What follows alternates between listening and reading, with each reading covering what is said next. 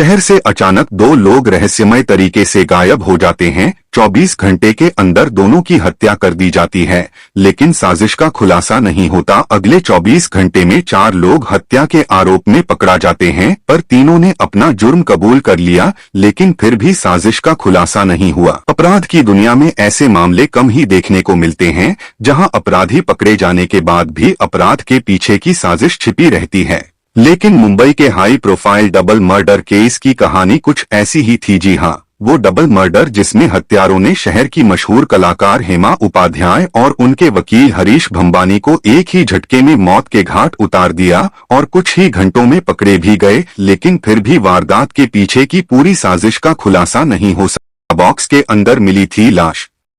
साल था 2015, तारीख थी 12 दिसंबर। इस चौंकाने वाली कहानी की शुरुआत हुई शाम 3:30 बजे, जब हेमा और हरीश की लाशें कांदिवली के एक नाले में मिली। उनकी लाशें गत्ते के बक्सों में पैक थीं और ऐसा लग रहा था कि दोनों की हत्या गला घोंटना से की गई है। पुलिस ने जल्द ही शहर के 2 अलग अलग पुलिस स्टेशनों में दर्ज गुमशुदगी की रिपोर्ट के आधार पर दोनों की पहचान की और जांच शुरू की। जैसे जैसे जांच आगे बढ़ी तो पता चला कि हेमा उपाध्याय का अपने पति चिंतन उपाध्याय से तलाक का मामला चल रहा है और इस लड़ाई में वकील हरीश भंबानी उनका साथ दे रहे हैं। इसलिए शुरुआती शक चिंतन पर ही गया और जल्द ही चिंतन को में हिरासत ले लिया गया। लेकिन मामला पहली बार उलझा हुआ तब लगा, जब पकड़े जाने के बावजूद चिंतन ऐसी किसी भी साजिश से इनकार करता रहा। लेकिन इसी बीच पुलिस को एक ऐसी बात पता चली जिसने उसकी जांच का पूरा दायरा ही बदल दिया। ये हत्या से कुछ घंटे पहले हेमा उपाध्याय के मोबाइल पर आया फोन कॉल था। जब जांच की गई तो ये बात सामने आई कि जिस शख्स ने हेमा को फोन किया था उसने उनसे अपने पति चिंतन के खिलाफ कुछ सबूत देने को कहा था और इसीलिए हेमा अपने वकील के साथ उनसे मिलने के लिए निकल गई। लेकिन आगे क्या हुआ ये कि घर लौटना तो दूर, दोनों की हत्या कर दी गई और उनके शव कांदिवली के नाले में फेंक दिए गए। गुमनाम टेलीफोन कॉल।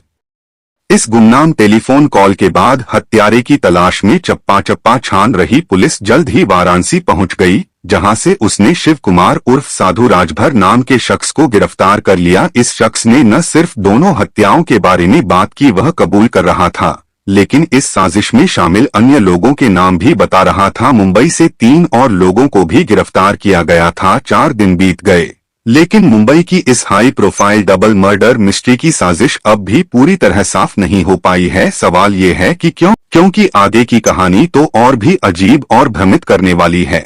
दोहरे हत्याकांड के इस भयानक मामले में साधु राजभर की वाराणसी से गिरफ्तारी के साथ ही उम्मीद जगी थी कि शायद इस हत्याकांड में दूध का दूध और पानी का पानी हो जाएगा। लेकिन जैसे ही साधु राजभर ने अपना मुंह खोला, यह मामला सुलझने की बजाय मामला थोड़ा और उलझ गया।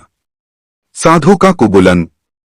क्योंकि साधु के मुताबिक उसने हत्या अपने गुरु यानी विद्याधर राजभर के कहने पर ही की थी। उसे इस बारे में ज्यादा जानकारी नहीं थी कि हेमा उपाध्याय की विद्याधर से क्या दुश्मनी थी। हालांकि उसने पुलिस को ये जरूर बताया कि विद्याधर का कुछ विवाद जरूर चल रहा था पैसों को लेकर हेमा से। विद्याधर की एंट्री चिंतन उपाध्याय तक ऐसे पहुंची मुंबई पुलिस।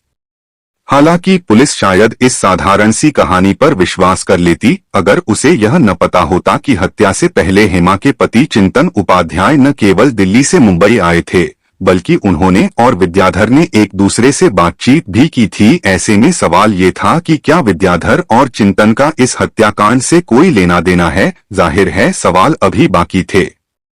हेमा उपाध्याय और विद्याधर बिजनेस पार्टनर थे और इसी पार्टनरशिप के बकाये के तौर पर विद्याधर हेमा से 5,20,000 रुपए लेना चाहता था, जबकि हेमा ये रुपए नहीं दे रही थी। 11 सितंबर को विद्याधर ने हेमा को फोन किया और उसे उसके पति चिंतन के खिलाफ सबूत देने के बदले फिर से अपने रुपयों की मांग की। इस बार हेमा सबूतों के लालच में रुपए चुकाने के लिए राजी हो गई, लेकिन साथ ही ये शर्त भी रख दी और पहले वो और उसके वकील हरीश भंबानी खुद सबूतों की जांच करेंगे। विद्याधर इसके लिए राजी हो गया और दोनों कांदिवली में विद्याधर राजभर के गोदाम में जा पहुंचे।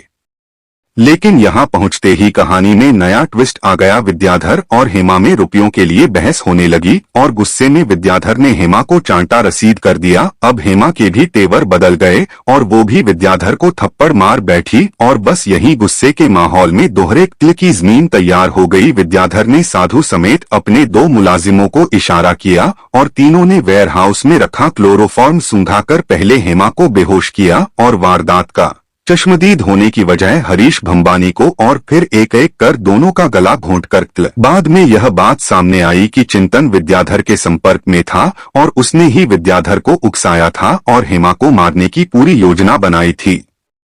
चिंतन उपाध्याय को उम्र कैद। मुंबई की एक अदालत ने कलाकार चिंतन उपाध्याय को अपनी अलग रह रही पत्नी हेमा उपाध्याय की हत्या की साजिश रचने के आरोप में आजीवन कारावास की सजा सुनाई। इसके अलावा इस हत्याकांड को अंजाम देने का आरोपी विद्याधर राजभर फरार है। सितंबर 2021 में सुप्रीम कोर्ट द्वारा जमानत दिए जाने से पहले चिंतन लगभग 6 साल तक जेल में था। चिंतन ने अदालत के समक्ष अपने अंतिम बयान में दावा किया था कि पुलिस दोहरे हत्याकांड को सुलझाने में असमर्थ थी और इसलिए इसका फायदा उठा रही थी। उनके और हेमा के वैवाहिक विवाद के चलते उन्हें झूठे के में फंसाया गया।